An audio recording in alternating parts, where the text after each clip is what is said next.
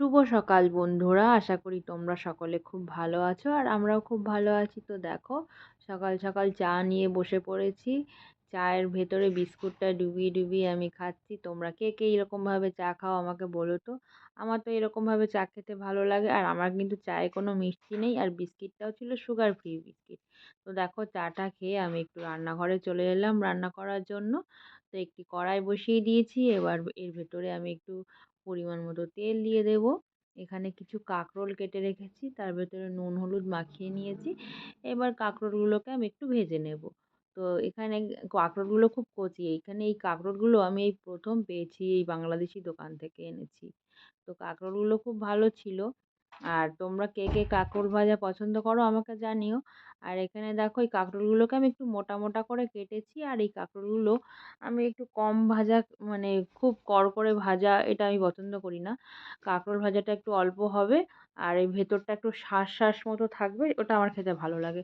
তো দেখো, অন্যদিকে আরেকটি রান্না করার জন্য আমি একটি কড়াই বসিয়ে দিয়েছি, পরিমাণ মতো তেল দিয়ে দিচ্ছি। এবার ফোড়নের জন্য নিয়ে নিয়েছি কিছুটা কালো জিরে।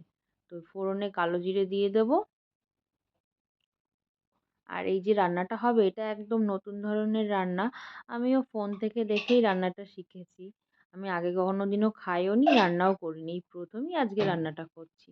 তো দেখো, কিছুটা ঝিঙে কেটে রেখেছিলাম। ঝিঙেগুলোকে একটু পাতলা পাতলা করে কেটে রেখেছিলাম। ঝিঙেগুলোকে এবার দিয়ে দিলাম তেলের ওপরে। তো পরিমাণ মতো একটু নুন দিয়ে দেবো। এবার এই ঝিঙেটাকে নুন আর হলুদ দিয়ে একটু নেড়ে নিয়ে আমি একটুখানি ঢেকে দিয়েছি। আর দেখো, অন্যদিকে ভাত বসিয়ে দিয়েছি, আর এখানে ছেলের জন্য একটা ডিম সেদ্ধ বসিয়ে দিয়েছি। যেহেতু একটা ডিম, ওই জন্য আলাদা করে আর সেদ্ধ করে তো বসাইনি, ভাতের মধ্যেই সেদ্ধ দিয়ে দিয়েছি। এখানে একটু চেরা কাঁচা লঙ্কা দিয়ে দিয়েছি ঝিঙের ভেতরে। তো দেখো, ঢেকে রাখার জন্য ঝিঙে থেকে একটু জল বেরিয়ে এসেছে, আর একটু জল বেরিয়ে আসবে। ঢেকে ঢেকে রান্নাটা করলে পরে আস্তে আস্তে ওই জলটা বেরিয়ে আসে, এতে আর অন্যরকমভাবে জল অ্যাড করার প্রয়োজন নেই। দেখো, এখন আরও অনেকটা জল বেরিয়ে এসেছে। তো এখানে আমি কিছুটা মটর ডাল নিয়েছি।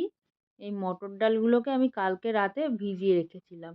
তো আজকে আমি মিক্সিতে দিয়ে মটর ডালটা বেটে নিয়েছি। তার ভেতরে এই দুটো কাঁচা লঙ্কা দিয়েছি, একটু নুন, হলুদ, এটা দিয়ে মটর ডালটাকে আমি খুব ভালোভাবে আর কি একটু মিশিয়ে নিয়েছি।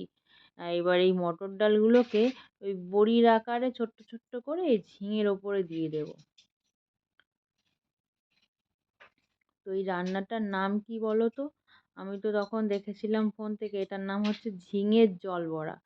তো আমি প্রথম রান্নাটা করছি, আমি জানি না কেমন খেতে হবে এটা ভাবছিলাম, কিন্তু খেতে সত্যি খুব ভালো হয়েছিল। আমার তো ভালো লেগেছে। তোমাদের যদি ভালো লেগে থাকে, তোমরাও বাড়িতে অবশ্যই ট্রাই করবে, আর আমাকে জানাবে যে কেমন হয়েছে। তো এইগুলো সবগুলো আমি এখানে দিয়ে দিচ্ছি এক এক করে, পুরোটা মানে ভরিয়ে দেবো। আর এইদিকে আমার ছেলেটা আমাকে এত দুষ্টুমি করছে, এখানে জ্বালাতন করছে, আমাকে হাত ধরে, মানে আমার নাইটিটা ধরে টানাটানি করছে।